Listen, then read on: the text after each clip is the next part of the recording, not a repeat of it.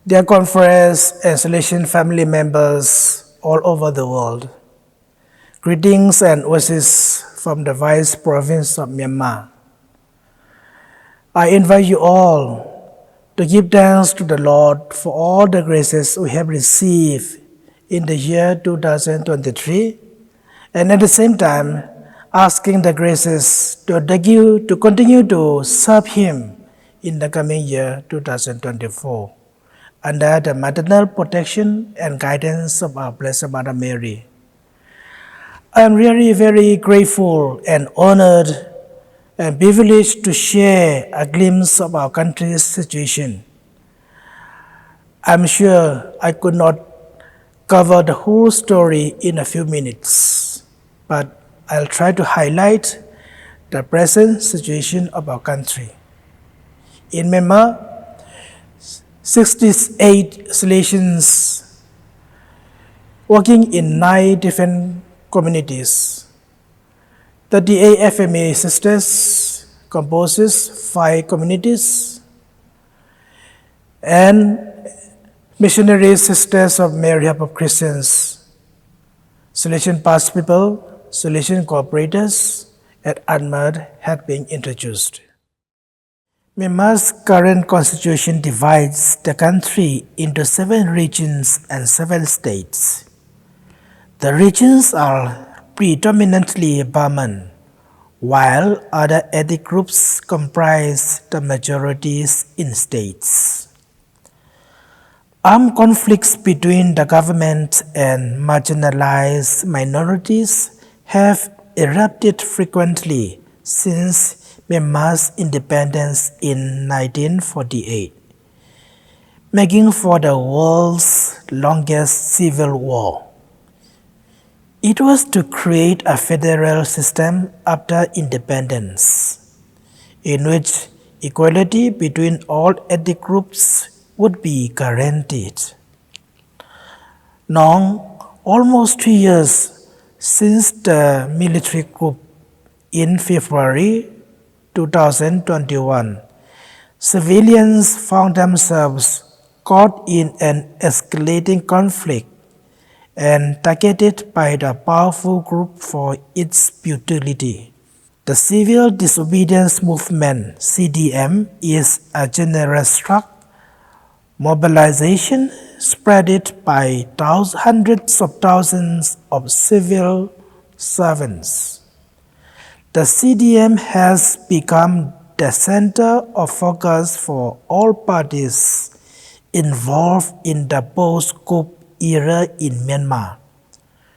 To those opposing the coup and the military, the CDM is not only an anti-coup campaign, but also a foundation from which to replace the military-controlled administration. More than 16,000 pro-democracy supporters have been arrested, tortured, or other ill treatment, such as sexual violence during their detention. At least 1,500 people were known to have been killed in year-long protests against the coup in Myanmar, with thousands more possibly killed in the armed conflict.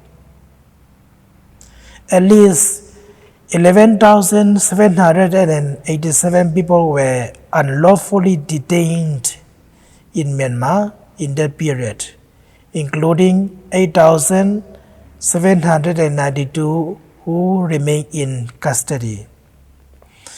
In 2023, we observed a low-key Christmas celebration in solidarity with the hundreds of thousands of people forced to leave their homes by the intensified fighting between the military, junta, and ethnic rebel groups. The conflicts in Myanmar have displaced people more than 2.6 million, with an additional thousands of thousands are fleeing to our neighboring countries. You might already know the news that in November 2023, Bishop Chersu Balshui of Loiko, one of the dioceses in Myanmar, was forced to flee the bishop's house along with priests and nuns after the army occupied Christ the King Cathedral, and half the parishes in the diocese have been abandoned by the faithful who are long displaced and with their pastors, and churches have been damaged. Instead, the bishop invited the local community not to discouraged by these events, urging the faithful to do God's will, trusting Him, and encourage and to take care of each other, to show love and do good. Helicopters fired rockets and machine guns before an infantry attack on a school in Leyikong, Sakai region, killing at least 13 people, including 7 children. On October 23rd, an airstrike on a music concert in Pakan, Kachin State. The attack killed at least 80 people and injured over 100. Subsequently, they blocked access to medical care for those harmed. OHCHR reported that the operations destroyed up to 30,000 civilian infrastructures, including schools in some regions. At least 382 children have been killed. There were 266 other reported deaths following raids and arrests in villages, and another 111 reported cases where victims were burned alive and after extrajudicial killings in apparent attempts to destroy evidence of crimes. Schools, hospitals, displacement camps across the country were bombed and burned tens of thousands of homes. Churches, religious buildings and villages were burnt down to ashes.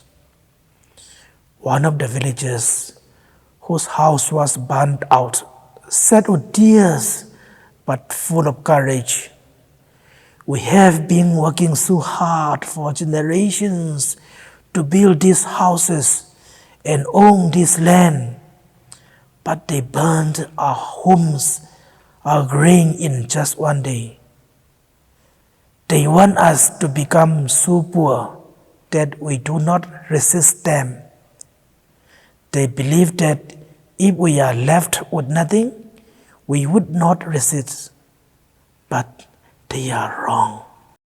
Fighting over the country wasn't the humanitarian situation for many civilians, with local relief agencies providing assistance in the absence of international response.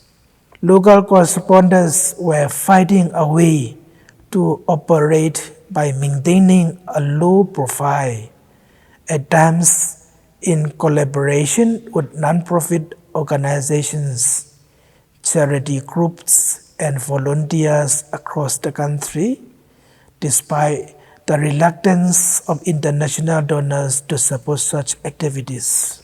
Security forces imposed new travel restrictions on humanitarian workers, blocked access roads and aid convoys, destroys none of their suppliers, attacked aid workers, and shut down telecommunication services.